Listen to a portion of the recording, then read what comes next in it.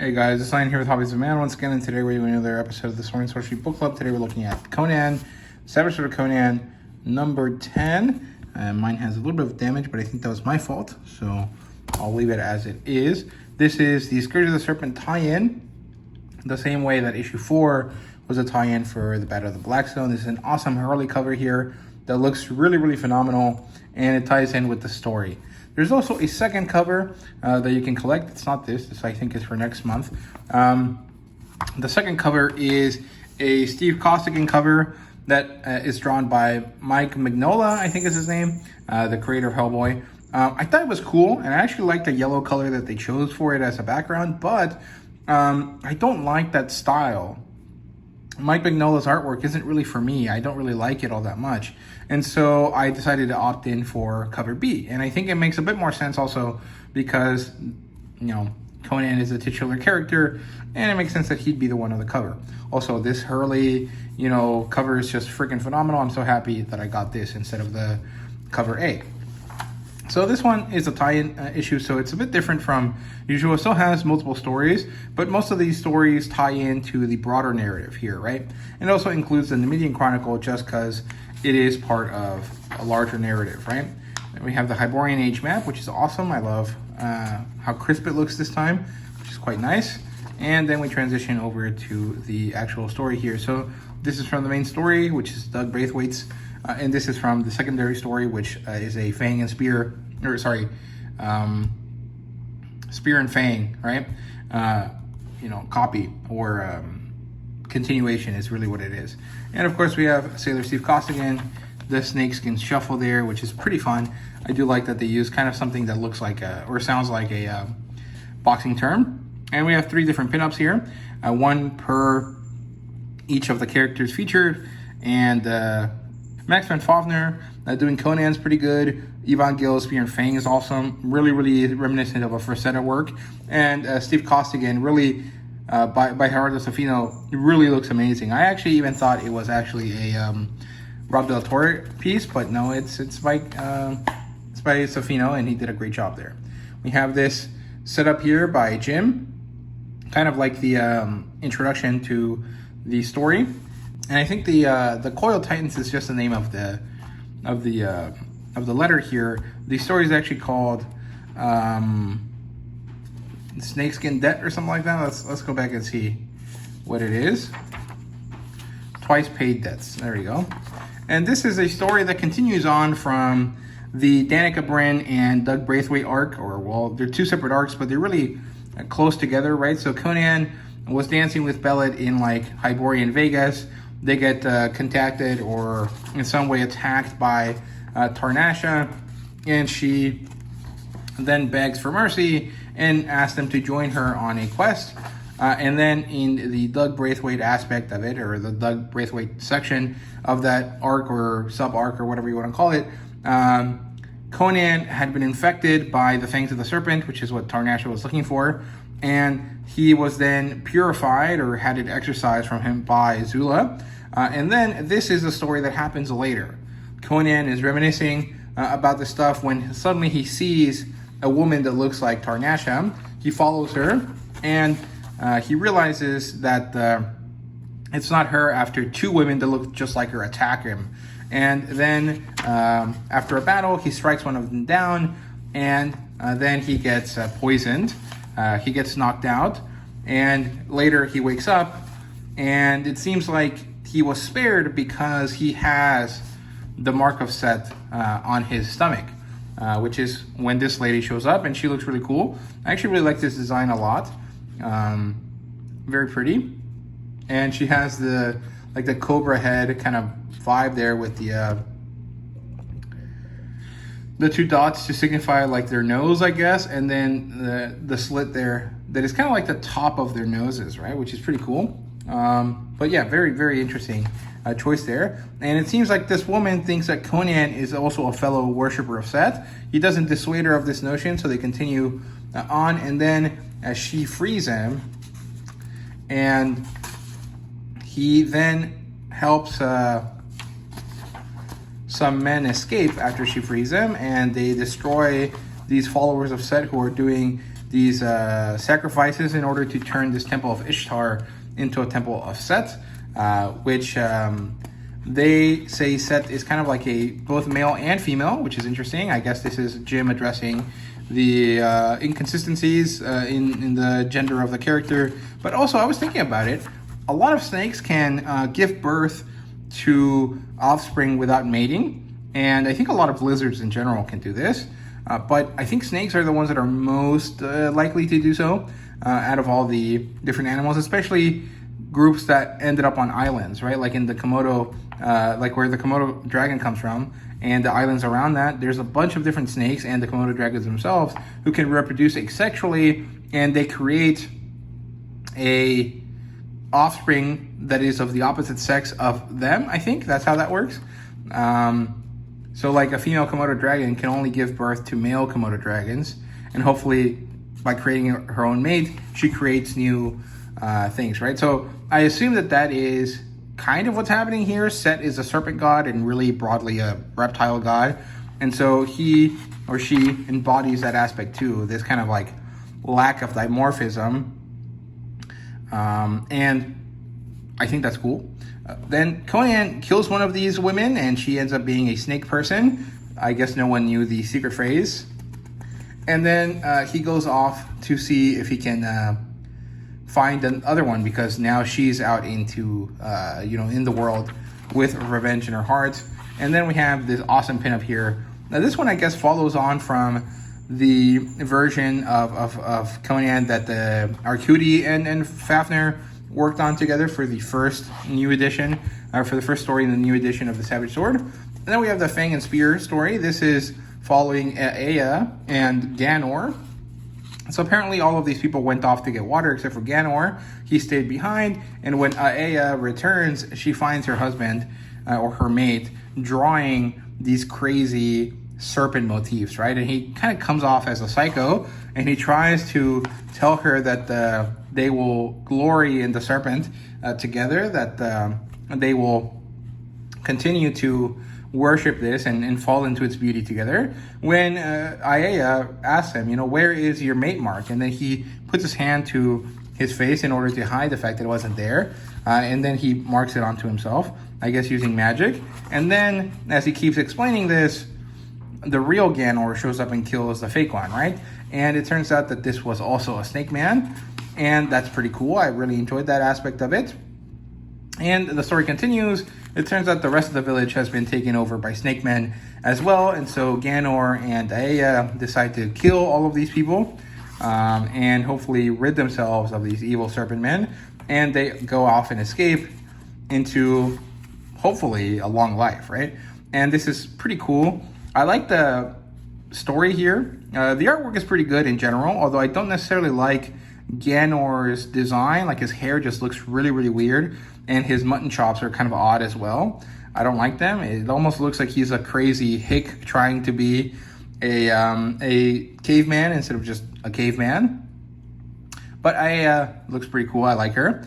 And the story here almost feels like we're taking on some of those aspects of the James Allison stories, right? Especially the Valley of the Worm, where we're discussing the fact that some of these stories are so ancient that we don't remember who the original ones were, but different versions of the story came up, right? And in this one, you can almost kind of say that this is an Adam and Eve story, right? Where Ganor and Ea become Adam and Eve, and they're, leaving their village and leaving it in flames is them exiting the Garden of Eden. And of course, the snake men are the snake that tempted Ea, or Eve, to evil, right? And she doesn't fall for it, but still interacting with it led to them having to leave, right? And then we have Ivan Gil's awesome artwork here. This giant saber-toothed tiger against Ea and Ganor looks really, really awesome. And then we have this awesome pinup here by Gerardo Safino. Looks awesome. I love this. I just love how, stony, Costigan looks. Like, he looks like his face is carved out of stone because he's just so ugly looking, and he gets beat up constantly. It's really fun. I like it. And here we have the Sailor Steve's Costigan story, Snakeskin Shuffle. This is by Grit and Jim, and Rob Del Torre did the artwork here. And apparently this was a story that Rob Del Torre wanted to do, and he asks Jim to write him something that he could use to draw Sailor Steve Costigan. And this is a lot more of a humorous story. The way that he talks and stuff is a lot more modern, and also has a kind of lilt to it that is different from your standard Conan fare, right? But there's still a lot of human-on-human violence, right? So Sailor Steve Costigan is a sailor. They stopped at Singapore. He gets off the boat in order to have some time off. He takes his little dog with him, a little pit bull, and this pit bull likes to smell out crime, apparently, or something like that. And so they end up in this alley where this, pretty Asian woman is being attacked by these gangster dudes. And obviously, Costigan shows up and he starts beating the shit out of them. And he manages to run them off. When he talks to the lady, it turns out that she owned a ring, a special, beautiful serpent ring, which is the one that you would expect.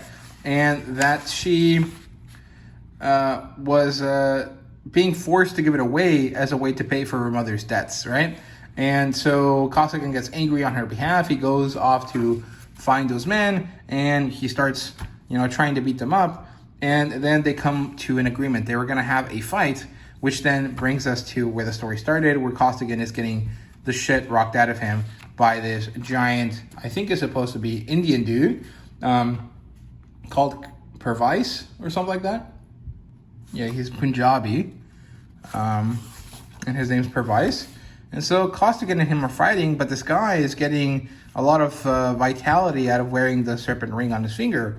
And so he continues to fight Costigan with basically no loss of energy. But his boxing glove is coming undone because the ring is exuding this kind of heat, magic heat, and it's melting the glove off of him, right? And so as he realizes, Costigan's pit bull goes off and bites the finger off of this character, and then he runs off, and Costigan gets to leave the battle, and then he finds the woman, and it turns out that the woman was lying to him the whole time, and so he gets mad and he runs away, and they go off and get back to sea, and as Costigan is happy that his dog has this great, interesting golden ring that they can sell for a lot of money, he barks it up, and it ends up in the ocean somewhere, right? And it's a pretty humorous story. I liked it a lot. I actually really enjoyed the artwork as well. And the concept of it is pretty cool. However, I guess there is a little bit of a negative aspect to this story. I think overall this book, this issue, deserves like a 9 out of 10. I thought it was really, really great. But the first story with Doug Braithwaite and Jim feels like it would have just fit into the normal Conan storyline. And I don't see why it was moved over here. It almost feels like maybe there was a timing issue that they couldn't overcome, and they had to change things up, and so this was put here, right? Or maybe it's because Frozen Faith was a 4-issue arc, where it really would have been better if it was a 2-issue arc, and then you could have had the 2 issues of Danica Bryn setting up the introduction to Tarnasha. You could have had the 2 issues of Doug writing, drawing out Zula's interaction with Conan, and then you could have had this other issue here, or 2 issues, leading away from that, so that when the Nino's arc started, Zula showing up again didn't feel like it happened really quickly, but rather something that happened over a progressive time period, right? So I think maybe that's what happened. Maybe they expanded the Frostgiant's Daughters, celebratory story a bit too much, and so ended up having to cut down on some of this element stuff that they had here, and so they just shoved it into the Savage Sword because they can do that. And I don't know, maybe that's what happened, maybe not, I'm not really sure, but it does kind of feel weird.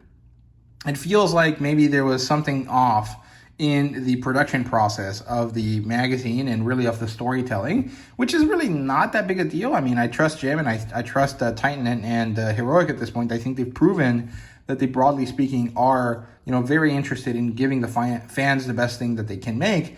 But it feels like the second year there was a bit of a few stumbling blocks, and it's not just because of Diamond imploding, right? It's because of other things, and I don't know what they are. Maybe it was an editor, maybe it was a change in the guidelines of the companies. I don't know what it was, but there is definitely a weird feel to some of these storytelling decisions that were made, right? Not necessarily because the storytelling is bad, but rather because it feels like maybe this artist shouldn't have been there until they were tested out, or maybe the storyline could have followed a different way, or maybe, you know, certain characters got brought back in too quickly after they were introduced and then went off their own way. And, you know, a few other issues like that, right? Like the one thing where Conan deals with a shapeshifter in one story in the main line, and then also in the Savage Sword at the same, you know, time, basically the same week. Feels like that breaks the illusion of the continuity of stuff, right?